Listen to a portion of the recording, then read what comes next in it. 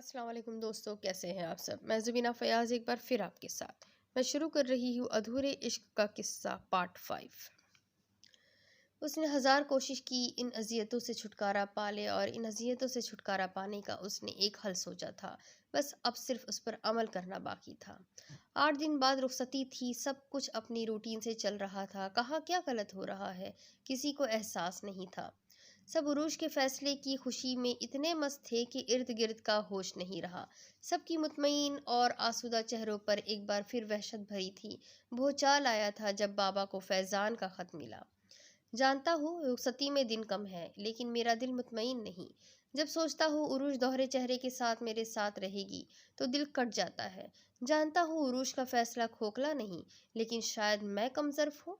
मुझे थोड़ा नहीं, बहुत वक्त दरकार है। मैं उरूज को और ख़ुद को वक्त देना चाहता हूँ। जब भी लौटूंगा उरूज मेरी होगी। उम्मीद करता हूँ आप मेरे जज्बों को, मेरे एहसासात को समझ रहे होंगे। ना समझ पाए तो उरूज से पूछ लेना। उरूज से ज़्यादा मुझे कोई नहीं समझ सकता। आप सबका गुनहगार फैज़ान अजीज़ रहमत। घर भर में गम और गुस्से की लहर दौड़ उठी थी। ये सब करना था तो निकाह से पहले करता। सब मामू की फैमिली से खफा थे। मामू मामी अपनी जगह चोर बने थे। वो माफिया मांग रहे थे कि वो भी बेखबर थे। इसमें कोई शक भी नहीं था। फैजान ने जो किया सबसे छुपा के किया था। कामी सबसे ज्यादा भपरा था। उसे कहे उरूज को तलाक दे, इसके फैसले ने सबको दम किया था। बड़े भैया ने खूब डांटा, बाबा खामोश रहे, अम्मा ने हाथ जोड़े। बहन की जिंदगी तबाह ना कर, उरूज से पूछा गया। मुझे फैजान के फैसले से कोई एतराज नहीं। वो जब तक चाहे मैं उसका इंतजार करने के लिए तैयार हूँ। बेहद संजीदगी से उसने अपना फैसला सुनाया। सभी उरूज के फैसले पर हैरान थे। कामी बाकायदा उसे डांटने लगा। कामी, मान लो यार, सब कुछ ऐसे ही लिखा था मेरी किस्मत में। यकीन मानो मुझे रत्ती भर भी ना दुख हुआ ना अफसोस, बल्कि फैजान के फैसले पर खुशी हुई। वो बहुत अरसे बाद कामी से दोस्ताना इजहार ख्याल कर रही थी। कामी ने मशकूक नज़रों से उसे देखा। मैंने दुखी होना छोड़ दिया है, वो हंस दी। कामी उसे साथ लगाया, उसके अंदर के दुख में शगाफ डालने लगा था, और वो कामयाब हो गया था। उरूज उससे लिपट कर फूट फूट कर रो रही थी। सबके ख्याल में 2-4 महीनों की बात है, फैजान आ जाएगा। लेकिन ये 2-4 महीने एक नहीं, दो नहीं, 7 सालों पर मुहित हो गए। वो उरूज को फ़ोन करता, हल्की फुल्की बातें करता, अपने और उसके दरमियान की बर्फ़ जैसी फिसलन में शगाफ डालता।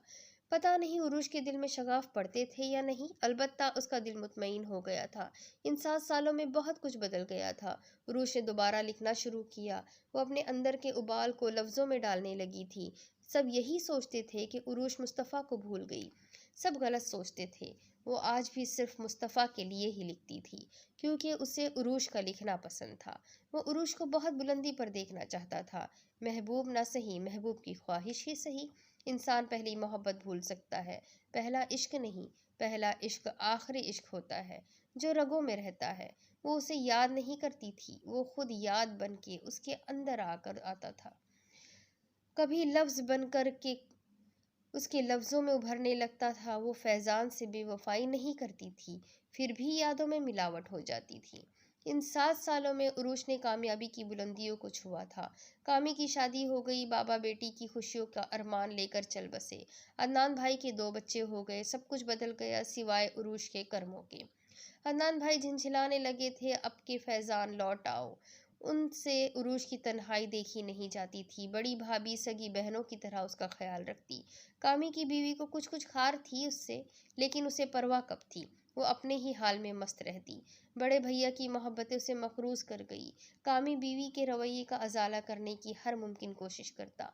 इन 7 सालों में उरूज माया नाज राइटर में शुमार हो गई।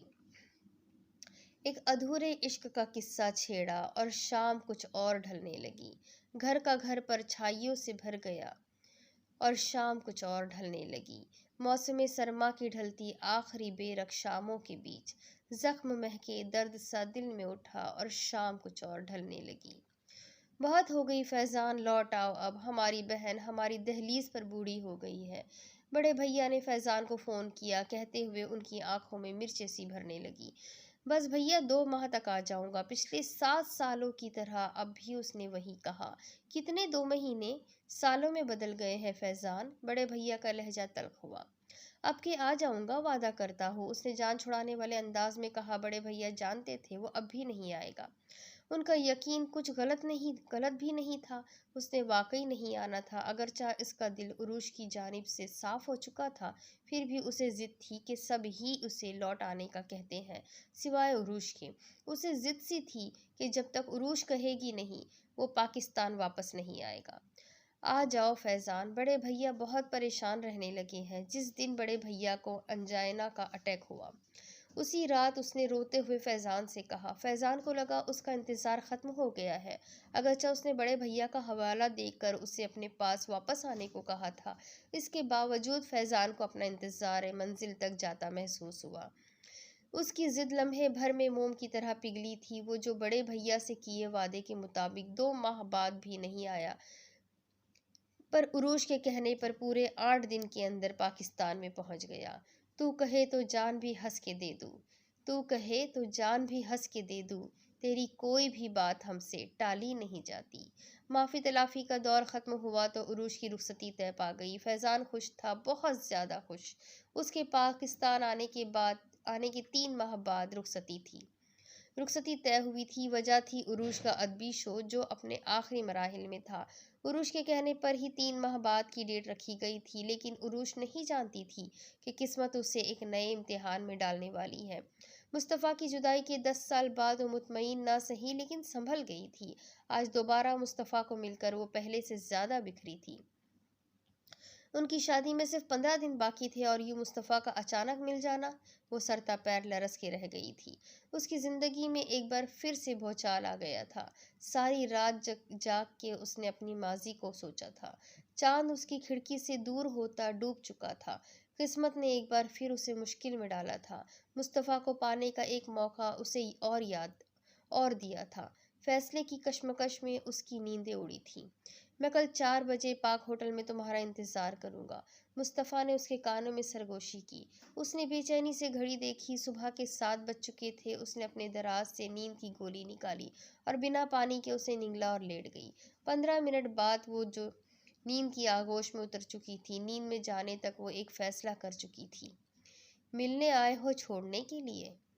ملنے آئے ہو چھوڑنے کے لیے؟ اس تکلف کی کیا ضرورت ہے؟ مصطفیٰ نے گھڑی کی جانب دیکھا۔ 4 کے دائرے سے نکل کر سوئیاں 5 کی حدود میں داخل ہو رہی تھی۔ انتظار کرب میں مبتلا تھا۔ راستے میں ہوگی ابھی امید کا ایک اور دیا اس نے روشن کیا، جسے تھوڑی دیر کے مزید انتظار نے اپنی موت مار دیا۔ یہ انتظار کس قدر جان لیوا ہوتا ہے، لمحہ لمحہ عذاب، اور پھر جب انتظار محبوب کا ہو تو جان ہتھیلی پر دھری رہتی ہے۔ ادھر امید و انتظار کا دیا بجھا، ادھر ہتھیلی سے جان گر کے مٹی ہو گئی۔ اذیت بھرے انتظار سے گزرتے ہوئے وہ ہوٹل کے باہر دروازے پر آیا اور بے چینی سے ٹہلتے ہوئے اس کا انتظار کرنے لگا۔ ایک ایک لمحہ قیامت بن کے گزر رہا تھا۔ ہر گزرتے لمحے کے بعد آسونر اس کی شمع جل کے خاکستر ہوتی جا رہی تھی۔ وہ مسلسل 2 گھنٹوں سے اس کا انتظار کر رہا تھا۔ اب تو ہوٹل والے بھی اسے مشکوک نگاہوں سے دیکھنے لگے تھے۔ غضب تھا کہ وہ پاکستان کی شہریت نہیں رکھتا تھا۔ اس کی پیاسی نگاہیں محبوب کی دید کی آس لیے ترس رہی تھیں۔ اس کا دل انجانے اندیشوں میں ڈوب کے ابھرا تھا۔ گھڑی نے 6 کی طرف جانا شروع کر دیا۔ وہ مایوس ہو چکا تھا۔ امید کے سارے دیے بجھ کر اندھیرا کر گئے تھے۔ بے بسی تھی۔ وہ رو دینے کو تھا۔ انہیں لگا آج ان کی 10 سالوں کی محبت بیکار چلی گئی ہو۔ وہ بے جان وجود کو سمیٹے ہوئے اٹھ کھڑے ہوئے، دل کی کرچیاں ساری رگوں کو کاٹ رہی تھی۔ انہوں نے قدم اٹھانے کی کوشش کی، منو بھار ان کے قدموں میں اتر آئے۔ اس سے پہلے کہ وہ دوبارہ ڈھہ کر اپنی بے بسی اور انتظار کا ماتم کرتے، ہوٹل کے دروازے سے انہیں دشمن جاں کا چہرہ نظر آ گیا، جو خرامہ ان کی جانب آ رہی تھی۔ اس نے ہوٹل کا دروازہ کھولا۔ مصطفیٰ کو یوں لگا ان کے مردہ وجود میں جان پڑ گئی ہو۔ بے چینی اور اضطراب ان کے وجود کے پرخچے اڑانے لگی۔ میں کب سے تمہارا انتظار کر رہا ہوں، آج تو مجھے لگا میں انتظار کرتے کرتے مر جاؤں گا۔ جیسے ہی وہ قریب آئی، مصطفیٰ بے چینی سے اٹھ کھڑے ہوئے اور بولے، سوری۔ اس کا لہجہ سپاٹ تھا۔ مصطفیٰ کو لگا کسی نے جلتے انگاروں پر پانی ڈال دیا ہو۔ کیسی ہو؟ مصطفیٰ کے انگ انگ میں خوشی تھی۔ ہمیشہ جیسی؟ وہ جان بوجھ کے انہیں نظر انداز کرتے ہوئے بولی۔ لگتا ہے تم بھی رات بھر نہیں سوئی، انہوں نے اس کی سرخ آنکھوں میں جھانکتے ہوئے کہا۔ عروج نے گڑبڑا کر انہیں دیکھا۔ کیوں بھلا، کیوں بلایا ہے مجھے؟ انداز اب بھی اجنبی تھا یا اجنبیت کا خول چڑھایا گیا تھا؟ تم جانتی ہو، سوال لوٹایا گیا۔ گڑے مردے کیوں کھاڑ رہے ہو؟ انداز ہنوز تھا۔ مصطفیٰ چند لمحے دیکھتے رہے۔ تم بدل نہیں سکتی، پھر بدل جانے کا ناٹک کیوں کر رہی ہو؟ انداز چپتا ہوا تھا۔ عروج نے پہلو بدلا۔ کیا سوچا ہے تم نے؟ وہ اس کی جانب دیکھتے ہوئے اس کے چہرے کے اتار چڑھاؤ پر غور کرنے لگے۔ میں اپنی زندگی میں خوش ہوں، وہ نظریں چراتے ہوئے بولی۔ یہی بات میری آنکھوں میں دیکھ کر کہو۔ مصطفیٰ کو اس کی بات پر یقین نہ آیا۔ بھول کیوں نہیں جاتے آپ؟ وہ چیخ پڑی۔ تم بھول گئی؟ الٹا سوال کیا گیا۔ میں پیچھے مڑ کے نہیں دیکھتی، آپ اچھی طرح جانتے ہیں، اس کا انداز جتانے والا تھا۔ جانتا ہوں، لیکن میں کبھی پیچھے نہیں رہا، یہ تم بھی جانتی ہو۔ انداز پروسوخ تھا۔ خدا کی قسم عروج، میں اب بھی تمہارا منتظر ہوں۔ میری محبت آج بھی تمہاری تمنائی ہے۔ میری کوئی رات ان 10 سالوں میں ایسی نہیں گزری جو تمہاری یاد سے غافل ہو کے گزری ہو۔ میرا کوئی دن ایسا نہیں تھا جب میں نے تمہیں پکارا نہ ہو۔ مصطفیٰ کے ہر انداز میں بے چینی تھی۔ محبت امر بیل کی مانند ہوتی ہے، جو ایک بار وجود سے لپٹ جائے تو کبھی جدا نہیں ہوتی۔ اسے اتار کے پھینکنا بھی چاہو تب بھی کوئی نہ کوئی جڑ ایسی وجود میں گڑی رہ جاتی ہے جو اس بیل کو پھر سے ہرا کر دیتی ہے۔ میں چلتی ہوں۔ وہ دامن بچا کے اٹھ کھڑی ہوئی۔ آج بھی جانے کی باتیں؟ ابھی تو اس 10 سال کی تشنگی بھی نہیں مٹی۔ عروج، تمہیں مجھ پر ترس نہیں آتا؟ مصطفیٰ کے لفظ میں دکھ بھر آیا تھا۔ ان 10 سالوں نے اتنا ڈسا ہے مصفی کہ میری روح تک نیلو نیل ہو گئی ہے۔ بابا میرے دکھ لے کے اس دنیا سے رخصت ہو گئے۔ بڑے بھیا کو میرے ادھورے پن نے دل کا روگی بنا دیا۔ فیضان نے صرف محبت کرنے کی سزا مجھے 8 سالوں سے جان لیوا انتظار کی صورت میں دی۔ اماں مجھے دیکھ کر کڑتی ہے۔ کامی کی محبت میں ہمدردی ہے۔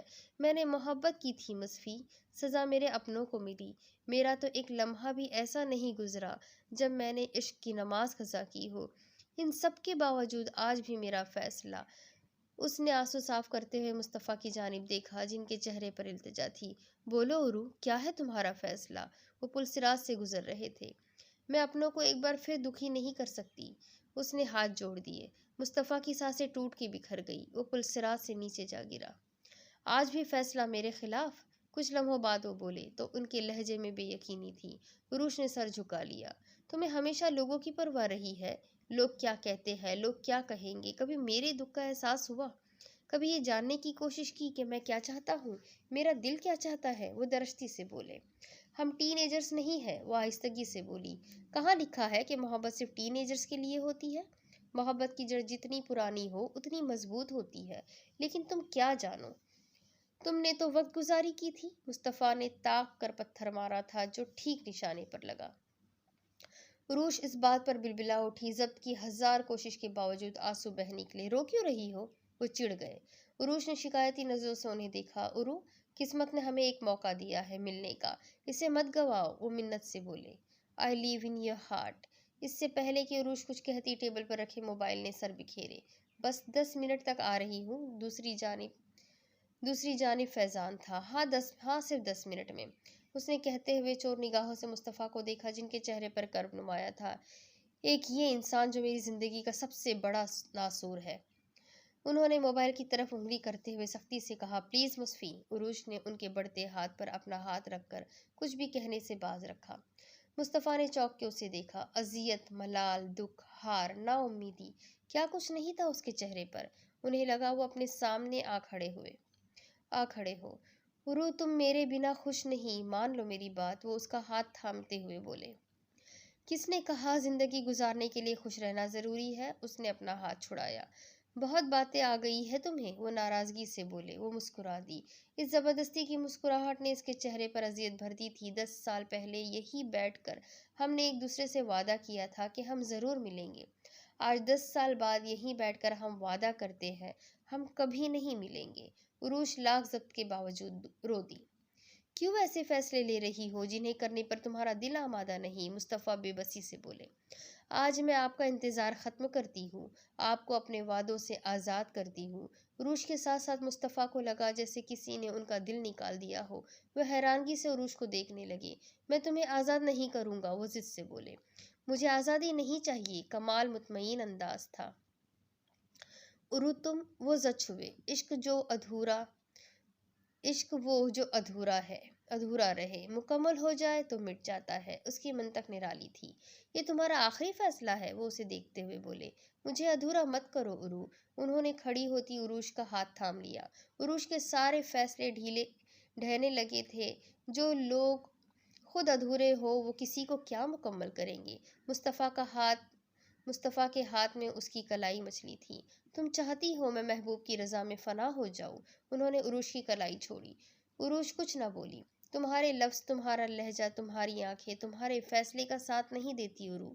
اگر تم چاہتی ہو کہ 10 سال بعد بھی میں فنا ہو جاؤں تو مجھے تمہارا فیصلہ منظور ہے، لیکن یہ منظور نہیں کہ تم اپنی بات منوانے کے بعد بھی خوش نہ رہو۔ وہ جان چکے تھے عروج اپنا فیصلہ بدلنے والی نہیں ہے۔ میں نے کہا مصفی، زندگی گزارنے کے لیے خوش رہنا ضروری نہیں۔ وہ چھوڑا لپٹ لپٹ کے بین کرنے لگا۔ مصطفیٰ نے حیرت سے عروج کو دیکھا تھا۔ عشق وصال سے مر جاتا ہے۔ عشق کے خیال نے مصطفیٰ کے کان میں سرگوشی کی تھی۔ مجھے اپنا وصل دے دو، میں فراق میں مرنا نہیں چاہتا، مصطفیٰ نے دہائی دی۔ دونوں ہی خاموش زبان میں باتیں کرتے رہے۔ کتنے بہت سارے لمحے ایسے ہی گزر گئے۔ I live in your heart۔ Mobile کی بپ دونوں کو حواس کی دنیا میں واپس لے آئی۔ عروج نے کال ریجیکٹ کی۔ I have to go۔ وہ اٹھ کھڑی ہوئی۔ تھوڑی دیر اور رک جاؤ عرو، میرے لیے، مصطفیٰ منت سے بولے۔ عروج کے حوصلے پست پڑنے لگے۔ تم سے منزل کا نہیں، یہ ضروری نہیں ساتھ چلا بھی جائے، تم سے ملا بھی نہیں۔ عشق دیدار کا محتاج نہیں ہوتا، ایک احساس کا رشتہ ہے، یہ خوشبو کی طرح، دیکھنے چھونے سے آری کسی جادو کی طرح۔ صرف آواز ہی کافی ہے محبت کے لیے، باقی سب کچھ ہی اضافی ہے محبت کے لیے۔ اس نے ہولے سے نظم پڑھی۔ کب تک نبھاؤ گی اس روح کے رشتے کو؟ مصطفیٰ تمسخر سے بولے۔ اپنی آخری سانس تک، وہ مستحکم لہجے میں بولی۔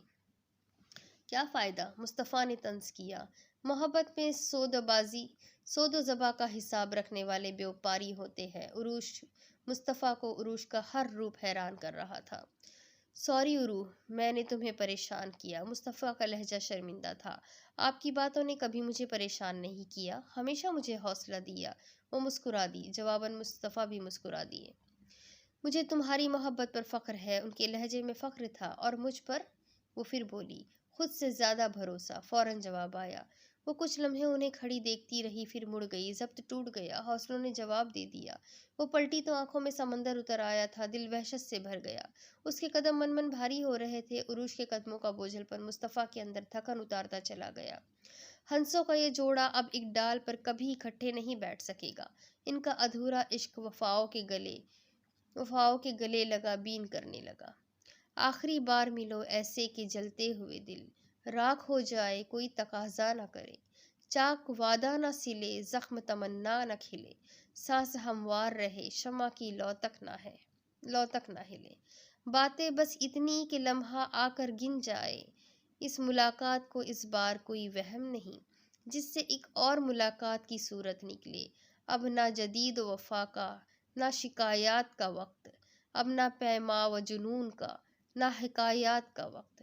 آج تک تم سے رگو جا کے کئی رشتے تھے، کل سے جو ہوگا اسے کون سا رشتہ کہیے۔ ماتمی ہے دم رخصت در و دیوار چلو، پھر ہم نہ ہوں گے اقرار، نہ انکار کرو۔ اس کے ساتھ ہی یہ سٹوری ختم ہوتی ہے۔ عروج نے اپنا فیصلہ کر دیا۔ وہ دونوں ہمیشہ ہمیشہ کے لیے الگ ہو گئے اور محبت اور عشق اپنی پروان چڑھ گیا۔ امید کرتی ہوں کہ یہ کہانی آپ سب کو ضرور پسند آئی ہوگی۔ اسی کے ساتھ ایک نئی کہانی کے ساتھ پھر ملوں گی۔ جب تک کے لیے میرے چینل کو سبسکرائب کر لیجئے، بیل آئیکن کو ضرور دبا دیجئے، اور اگر کہانی پسند آئے تو اپنے کانٹیکٹس میں شیئر کرنا نہ بھولیں۔ پھر ملیں گے ایک نئی کہانی کے ساتھ۔ اللہ حافظ۔